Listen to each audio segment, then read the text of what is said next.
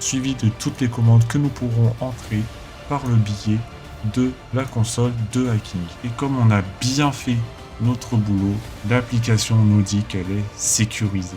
On va avoir tous les SMS enregistrés dans un fichier. Et voilà, nous avons carrément l'adresse ainsi que la photo de la maison dans laquelle la cible se trouve.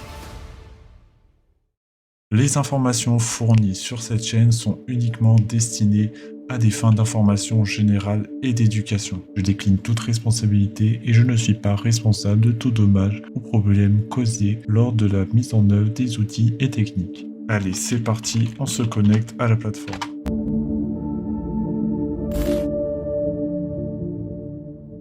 Bonjour et bienvenue dans cette nouvelle vidéo, c'est Shonetsi et aujourd'hui je vais vous montrer comment un hacker accède à toutes vos données sur votre téléphone ou votre appareil. Allez, c'est parti, je vais vous faire la démonstration puis vous proposer la solution.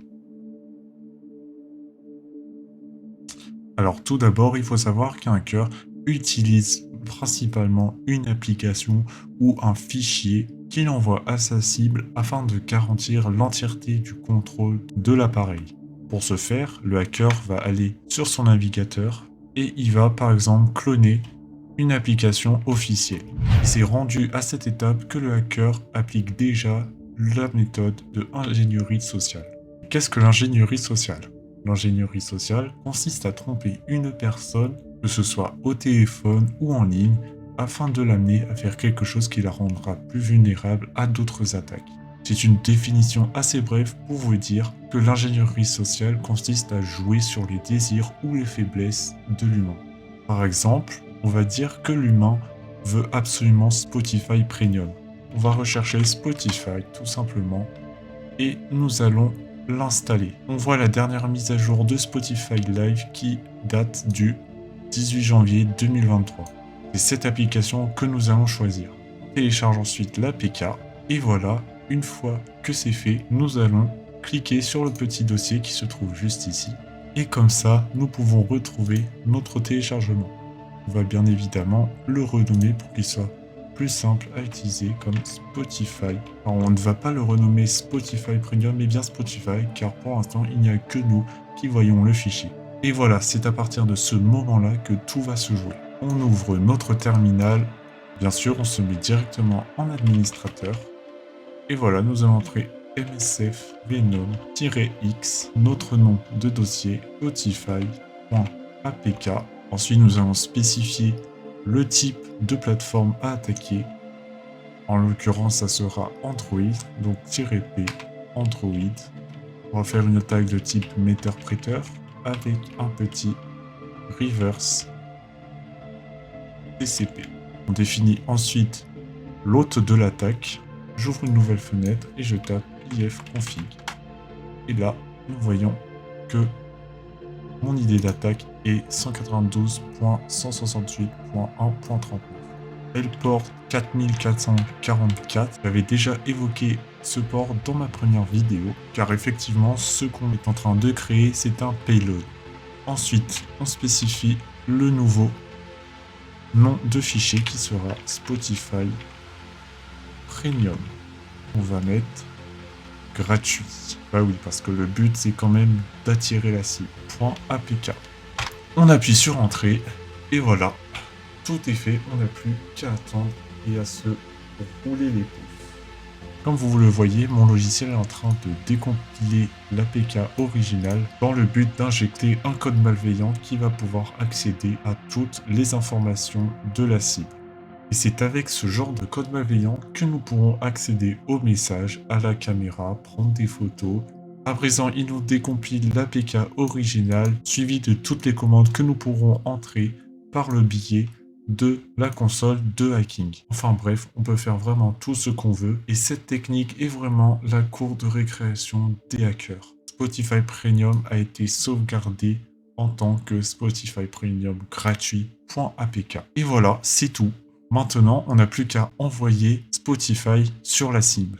Le fichier étant trop volumineux, je vais l'envoyer sous WeTransfer. De plus, sur WeTransfer, ça passera beaucoup plus facilement puisque WeTransfer est une source officielle dont tout le monde a d'une grande confiance. Je charge mon fichier dans Shonensi, Downloads et Spotify Premium gratuit.apk. On ouvre, on l'envoie à notre cible. Attention, je précise que la cible est bien moi-même. Je ne suis pas en train de commettre quelque chose d'illégal, mais bien en train de vous montrer comment les hackers font, pour vous montrer à quel point cliquer sur n'importe quoi peut avoir d'énormes conséquences très graves pour vous. En l'occurrence, je l'envoie à une autre de mes adresses email. Je peux te garantir que ça change la vie. Transférer. Voilà, je suis en train d'envoyer le fichier à ma cible. Et voilà, j'ai à présent mon lien de téléchargement sur lequel je vais cliquer, télécharger le fichier et je vais le mettre dans téléchargement. Comme vous le voyez, je suis en train de télécharger la version hack de Spotify, soi-disant premium, sur mon téléphone. Et voilà, le téléchargement est achevé. Je vais pouvoir lancer l'application. C'est super. Je vais pouvoir installer Spotify Premium gratuitement et bénéficier de l'accès à la musique illimitée sans pub. Non, je ne crois pas. L'application est installée. Bien sûr, on a l'analyse et comme on a bien fait notre boulot, l'application nous dit qu'elle est sécurisée. Mais avant d'ouvrir, il est important de retourner sur la console et de démarrer le Metasploit Framework. On agrandit et voilà, ça y est, le Metasploit est ouvert. C'est parti, nous allons nous amuser un petit peu. On va utiliser pour cette méthode un exploit multi-handler. Hop, une attaque par étage établie par les slash. Voilà, notre exploit est défini en multi-handler. On définit le payload en Android /meterpreter _du-bas TCP. Notre payload est bien configuré sur Android Meterpreter Reverse TCP. On met l'hôte au nom de la machine, set lport 4444 et on peut enfin exécuter run. Et voilà, ça y est, on a enfin notre connexion, mais elle n'est pas encore établie avec la victime. C'est pour cela qu'à présent, je vais ouvrir mon Spotify Live. Et voilà, comme vous le voyez, nous avons notre connexion établie. Meterpreter Session 1 opened. Et voilà, nous pouvons nous amuser. Ici, nous avons la liste de toutes les commandes que l'on peut exécuter à distance afin d'endommager ou de voler les données de l'appareil cible, uniquement en ayant lancé notre Spotify. On peut récupérer les messages de la victime, d'ailleurs c'est ce que nous allons faire par la commande dump SMS.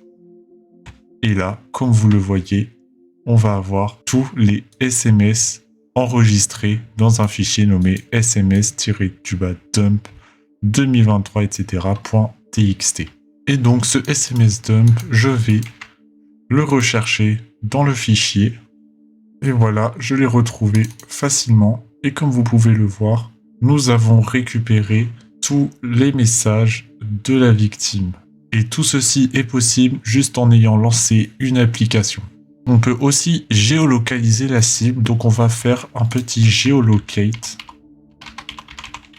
Et là, comme vous pouvez le voir, on a la latitude et la longitude exacte que je vais pouvoir ouvrir sur Google Maps. Et voilà, nous avons carrément l'adresse ainsi que la photo de la maison dans laquelle la cible se trouve.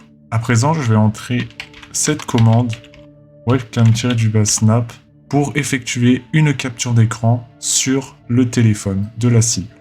Je vais à présent placer le téléphone juste ici, de sorte à ce qu'on voit mon ordinateur.